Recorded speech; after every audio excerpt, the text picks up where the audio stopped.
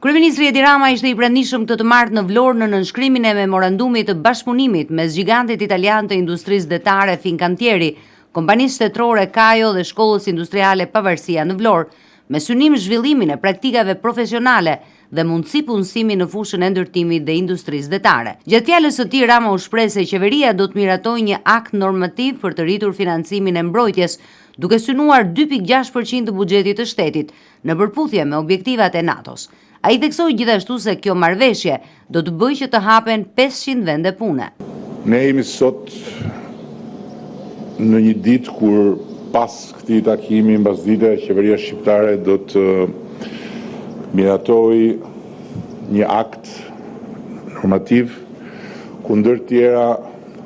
Shqipëria do të angazhojë të gjithë financimin e nevojshëm për të arritur targetin e përcaktuar nga antarësia jonë në NATO, që e çon në 2.6% të buxhetit të përgjithshëm të shtetit shpenzimin tonë për mbrojtjen, ku përfituesit e drejt për drejt janë të gjithë ata të cilët janë pjesë e strukturës sonë të Ministrisë së Mbrojtjes, të forcave të armatosura, por edhe të gjithë ata të cilët do t'i bashkohen hap pas hapi kësaj rritje të jashtëzakonshme të kapaciteteve tona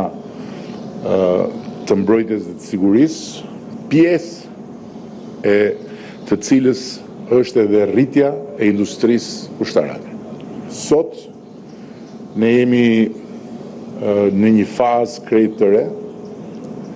ku industria ushtarake po rilind hap pas hapi dhe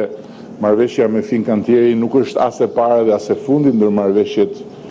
që po firmosen për t'i dhënë industrisë sonë ushtarake të gjithë komponentët